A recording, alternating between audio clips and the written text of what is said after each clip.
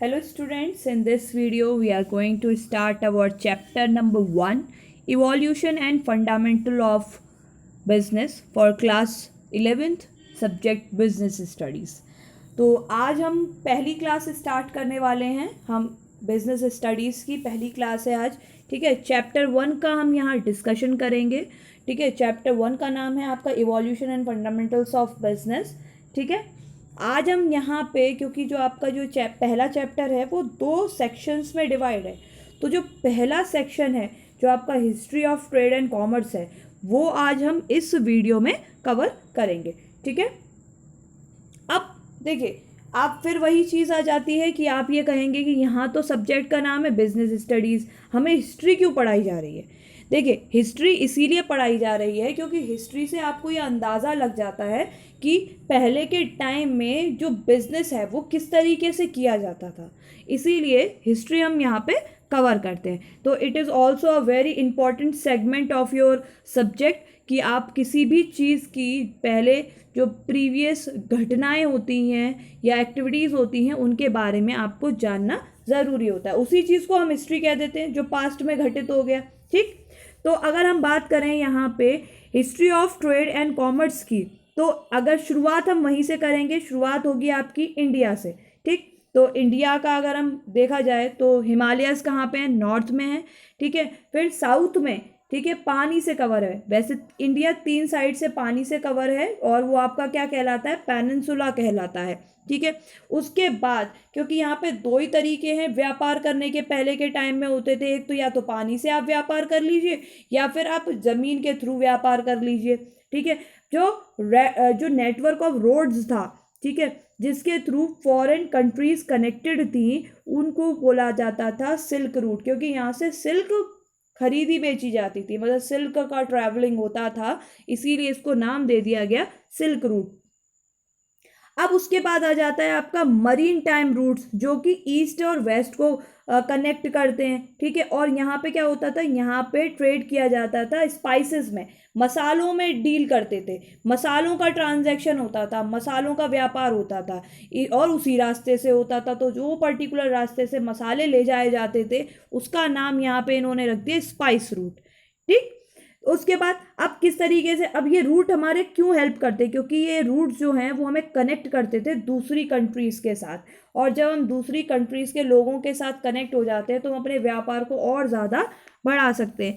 Ancient time में क्या होता था, एंशियंट टाइम में अगर हम बहुत पुराने समय की बात करें तब बार्टर सिस्टम फॉलो करते थे, क्योंकि नोट होते नहीं थे, कॉइन्स होते नहीं थे, मनी वर्ड लोग जानते नहीं थे, तब होता था बार्टर सिस्टम। बार्टर सिस्टम का मतलब क्या हो गया, जब आप एक गुड्स के बदले में दूसरा गुड्स लेते हो। ठीक है, एक्सचेंज ऑफ गुड्स। ठीक है, लाइक अगर आपको गेहूं की रिक्वायरमेंट है तो आप, और आपके पास क्या है, आपके पास चावल है, तो आप ऐसे व्यक्ति को देखोगे, ढूंढोगे जिसके पास क्या हो, जिसके पास गेहूं हो जिससे कि आपकी पूर्ति हो जाए, और जिसे चावल की ज़रूरत हो, तो वहाँ डबल कोइंसिडेंस इस्तेमाल होता था। ठीक, तो उसे कहा जाता है बार्टर सिस्टम, जहाँ पे गुड्स और सर्विसेज का एक्सचेंज होता था, मनी नहीं था इन्वॉल्व। ठीक है, पैसा इन्वॉल्व नहीं होता था यहाँ पे। ठीक, करेंसी जो थी, करेंसीज आपकी अब इंट्रोड्यूस हुई बाद में, उसके बाद जो कि आपका कॉइन्स के फॉर्म में थी, पहले सिक्के चला करते थे। ठीक है, उसी को मीडियम ऑफ एक्सचेंज के तौर पे इस्तेमाल किया जाता था। ठीक, उसके बाद इंडिया जो था वो एक मेजर एक्सपोर्टर था इंडस्ट्रियल प्रोडक्ट्स का, और वो क्या इंपोर्टेड करते थे, गोल्ड, सिल्वर या प्रीशियस मेटल्स इंपोर्ट करते थे। ठीक है, आर्कियोलॉजिकल सर्वेस के थ्रू भी ये बात बताई गई कि जो इंडिया थी वो काफ़ी ज़्यादा उसका मतलब व्यापार बहुत अच्छा था। जो हड़प्पा सिविलाइजेशन है या मोहनजोदारो सिविलाइजेशन है, वहाँ पे कमर्शियल कनेक्टिविटीज़ थी मेसोपोटामिया के साथ। ये गोल्ड, सिल्वर, कॉपर, कलरफुल जो आपके कलर्ड जेमस्टोन्स पत्थर होते हैं अलग अलग रंगों के, उनमें डील करते थे। ठीक है ना, ये सारी चीज़ें। अब आ जाती है बात कि इंडिजीनियस बैंकिंग सिस्टम किसे कहते हैं, ये इंडिजीनियस बैंकिंग सिस्टम क्या है। ठीक है, तो क्योंकि उस टाइम पे आपने देखा जब बार्टर सिस्टम था, बार्टर सिस्टम के बाद जो राजा होते थे, राजा अपनी जो अशर्फियाँ जिन्हें बोला जाता है, या आप सिक्के कह सकते हो, वो मेटल कॉइन्स वो इशू करते थे, उन्हें ही वो मीडियम ऑफ एक्सचेंज के तौर पे यूज़ करते थे। और उन जो मेटल कॉइन्स होते थे उन पे उस राज्य की मोहर लगी होती थी, या तो फोटो वगैरह उस पे उकेरा हुआ होता था या फिर कुछ उस पे लिखा हुआ होता था। उस टाइम पे डॉक्यूमेंट्स चलते थे, हुंडीज और चिट्ठीज, ये आपके गुड्स और सर्विसेज को जब क्रेडिट का मतलब होता है उधार पे, कोई चीज़ अगर आपको उधार पे खरीदनी होती थी तो आप इसका इस्तेमाल करते थे गुड्स को खरीदने और बेचने के लिए। हुंडीज उस वक्त पे बहुत ज़्यादा पॉपुलर थी, ठीक है। जो आपका इंडियस बैंकिंग जो सिस्टम था, इंडिजीनियस बैंकिंग सिस्टम, वो काफ़ी धीरे धीरे डेवलप होने लगा, क्योंकि जो आप लोग क्या करने लगे उस टाइम पे, जो पैसा हमारे पास होता था या प्रीशियस मेटल्स होते थे वो हम लैंडिंग इंस्टीट्यूशंस के पास रखवा देते। अब लैंडिंग इंस्टीट्यूशंस क्या होते हैं आप कहेंगे?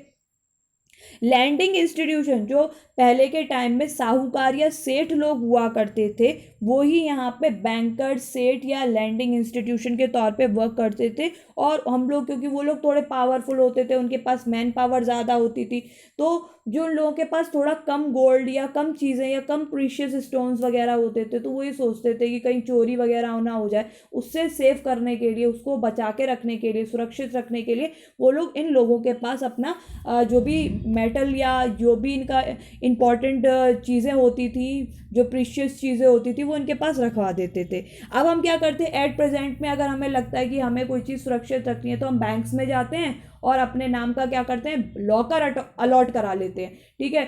एक लॉकर का क्या होता है, उस लॉकर में हमने लेके अपनी जो भी चीज़ें होती हैं हम उसमें रख देते हैं और हम सिक्योर्ड फील करते हैं। बट उस टाइम पे जो बैंकर्स और सेठ हुआ करते थे वही लैंडिंग इंस्टीट्यूशंस के तौर पे वर्क करते थे। उसके बाद आ जाता है आपका जो एग्रीकल्चर और डोमेस्टिकेशन ऑफ एनिमल्स है, वो भी काफ़ी हेल्प करता था। अब एग्रीकल्चर यानी खेती किसानी हो गई, डोमेस्टिकेशन ऑफ एनिमल्स का मतलब हो गया कि आप जो घरों में जानवर वगैरह पाल लिए जाते थे, जैसे गाय है, भैंस है, बकरी है, भेड़ है, तो इन्हें भी पाला जाता था, जिसके थ्रू वो इनकम जनरेट करते थे। और इंडिया के अंदर ज़्यादा इनकम और या इनकम जनरेशन, या यूँ कहें कि पैसा बच जाता था, इन्वेस्टमेंट्स बहुत हो जाते थे। क्यों होता था? क्योंकि इंडिया की एक बहुत अच्छी खासियत वो ये है कि यहाँ का क्लाइमेटिक कंडीशन बड़ा फेवरेबल है। आप जो 6 ऋतुएं होती हैं, या हम कहें 4 सीजन्स होते हैं, वो आपको यहाँ देखने को मिल जाता है। और आप एक बार में क्या कर सकते हो, किसी भी एक लैंड पीस पे कम से कम 2 से 3 बार एक साल में क्रॉपिंग कर सकते हो या खेती कर सकते हो, ठीक है। यही कुछ वजह थी जिस वजह से इंडिया और ज़्यादा डेवलप था। और उस वक्त पे कारखाना चलते थे, कारखाना या वर्कशॉप, और वहाँ पे क्या होता था, कारखाना और वर्कशॉप जो होते थे उसमें जैसे आपकी कढ़ाई वगैरह होती है, बुनाई है, ठीक है, फैब्रिक्स को कलर करना, डाइंग करना, मिट्टी के बर्तन बनाना, मूर्तियाँ बनाना, ठीक है, वो सारी चीज़ें यहाँ पे आ जाती थी, ठीक। और ये इसमें क्या हो जाता था, इसमें क्या होता था, पीढ़ी दर पीढ़ी, जनरेशन टू जनरेशन आपको अप्रेंटिसशिप सिस्टम रहता था, यानी कि एक जनरेशन से दूसरी जनरेशन में वो नॉलेज क्या करते थे, पास ऑन करते चले जाते थे, ठीक है। तो ये पूरा आपका ओवरऑल डिस्कशन हो गया about the indigenous banking system, ठीक है। अब आते हैं इंटरमीडिएटरीज की ज़रूरत क्या पड़ी। इंटरमीडिएटरीज आप अगर कहें तो बहुत ही आसान सी और साधारण भाषा में इन्हें ब्रोकर्स, कमीशन एजेंट्स या डिस्ट्रीब्यूटर्स कहा जाता है, या जो बिचौलिए होते हैं जिन्हें हम दलाल भी कहते हैं, वो यहाँ आ जाते हैं। इनका क्या रोल होता था, क्योंकि पहले के टाइम पे टीवी, स्मार्टफोन, सोशल मीडिया या अखबार या ये चीज़ें नहीं होती थी, होर्डिंग्स वगैरह जो हम आज एडवर्टाइजमेंट के लिए लगवा देते हैं, उस टाइम पे यही वो लोग हुआ करते थे जिन लोगों की वजह से जो व्यापार था वो बहुत ज़्यादा होने लगा था। क्योंकि ये वो लोग थे जो क्या काम करते थे, जो भले ही आपका बिजनेस कहीं एक पर्टिकुलर एरिया में है और दूसरी जगह तक उसकी जानकारी पहुंचाने का काम जो होता था इन्हीं इंटरमीडिएटरीज का ही होता था, ठीक है। अब उसके अलावा ये क्या रोल प्ले करते थे, प्रमोशन ऑफ ट्रेड्स को प्रमोट करने में बहुत इंपॉर्टेंट रोल इनका रहता था। जो कमर्शियल और इंडस्ट्रियल बैंक्स थे वो भी इस्टेब्लिश हुए, जिससे कि फाइनेंस दे कर पाएंगे ट्रेड और कॉमर्स को, यानी व्यापार को पैसा देने के लिए यहाँ पे बैंक्स भी इस्टेब्लिश होना शुरू हो गए, ठीक। उसके बाद जो एग्रीकल्चर बैंक्स थे उन्होंने किसको पैसा देना शुरू कर दिया, वो बैंक्स क्यों स्टैब्लिश किए गए, जिससे कि जो एग्रीकल्चरिस्ट हैं यानी कि जो फार्मर्स हैं, किसान हैं, अगर उनको खेती बाड़ी के लिए पैसा चाहिए तो वो यहाँ पे जाके पैसा ले सकते थे। ठीक। अब आ जाते हैं आपका ट्रांसपोर्टेशन के लिए। तो ट्रांसपोर्ट या ट्रांसपोर्टेशन की अगर हम बात करी जाए, यानी कि आप यहाँ पे यातायात की बात करें, तो दो ही तरीके होते थे उस वक्त पे, दो ही ट्रांसपोर्ट बहुत पॉपुलर थे। वो थे आपके लैंड ट्रांसपोर्ट और दूसरा था वाटर वेज ट्रांसपोर्ट। ठीक है। लैंड ट्रांसपोर्ट में क्या होता था, लैंड ट्रांसपोर्ट जो आपके नॉर्थन जो रोडवेज है, रूट्स हैं, जो बंगाल से तक्षशिला जाता है, वो कवर करते थे। ये ट्रेड रूट्स होते थे, काफ़ी ज़्यादा चौड़े होते थे और सूटेबल रहते थे, क्योंकि स्पीड और सेफली आप यहाँ पहुँच सकते थे। वाटरवेज जो थे वो मालाबार कोस्ट से लेकर मुजरिश जो कि यहाँ पे स्टैब्लिश थे, और यहाँ के जो फेमस चीज़ है वो पेपर था। ठीक है। पेपर में बहुत व्यापार होता था इस रास्ते के थ्रू, यानी जो मालाबार कोस्ट से मुजरिश अगर जा रहे हैं तो वहाँ से जो ब्लैक पेपर, काली मिर्च, उसे ब्लैक गोल्ड भी कहा जाता था, उसका काफ़ी ज़्यादा व्यापार होता था। कोरोमंडल कोस्ट जो है, जिसे पोलिकट पोर्ट भी कहा जाता है, वो यहाँ पे था। ठीक। अब बात आ जाती है आपकी ट्रेडिंग कम्युनिटी की। ठीक। तो ट्रेडिंग कम्युनिटीज़ में आपका क्या क्या आ जाता है, कौन कौन सी कम्युनिटीज़ थी जो उस वक्त पे व्यापार करती थी। आपका नॉर्दर्न रीजन में पंजाबीज और मुल्तानीज आ जाते हैं, वेस्टर्न में आपका आ जाता है महाजन, साउथ में क्षेत्रीज, गुजरात और राजस्थान में जो भट्ट्स हैं वो। इसके अलावा अर्बन सेंटर्स में महाजन कम्युनिटीज़ थी, जिसमें कई सारे जिसमें जो चीफ होते थे, जो मेन किरदार जो होता था उसको नगर सेठ कहते हैं। ठीक है। हकीम या वैद्य जो फिजिशियन होते थे, वकील यानी कि लॉयर, उसके अलावा बहुत सारे लोग यहाँ पे इंक्लूड होते थे। अब मर्चेंट कॉरपोरेशन, ठीक है, वो क्या होता है, तो देखिए यहाँ पे लोगों को सिक्योर करने के लिए उस वक्त पे मर्चेंट्स ने अपना एक ऑर्गेनाइजेशन या कोऑपरेशन बना लिया। ठीक है। उन्होंने जो मर्चेंट्स थे उन्होंने अपने आप को यहाँ पे नाम दिया था गर्ल्स। ठीक है ना। और उनके अपने कुछ प्रोफेशनल कोड ऑफ कंडक्ट्स होते थे, टैक्सेस वगैरह जो लगाए जाते थे उसके अपने नियम और कानून हुआ करते थे, और ये एक रिलीजियस इंटरेस्ट के लिए भी गार्डियन के तौर पे भी वर्क करते थे। ठीक है। मेजर ट्रेड सेंटर्स, जो मेजर ट्रेड सेंटर्स हैं यानी कि जो सबसे ज़्यादा जहाँ पे व्यापार होता था उस वक्त पे, जो पेशावर है। ठीक है। उसके बाद गुजरात, जो आपका सूरत है गुजरात में है। ठीक है। मथुरा, उज्जैन, तक्षशिला, इंद्रप्रस्थ, वाराणसी। ठीक है। ये बहुत सारे, पाटलिपुत्र, ये बहुत सारे वो जगह हैं जिन जगहों पे उस वक्त पे काफ़ी व्यापार किया जाता था। Major export and import, export का मतलब होता है जब हम अपने देश का कोई भी गुड्स और सर्विसेज दूसरे के देश में बेचते हैं तो उसे एक्सपोर्ट कहते हैं। इंपोर्ट का मतलब क्या हो गया, जब हम दूसरे देश से कोई भी गुड्स और सर्विसेज अपने कंट्री में मंगवा रहे हैं उसे इंपोर्ट्स कहेंगे।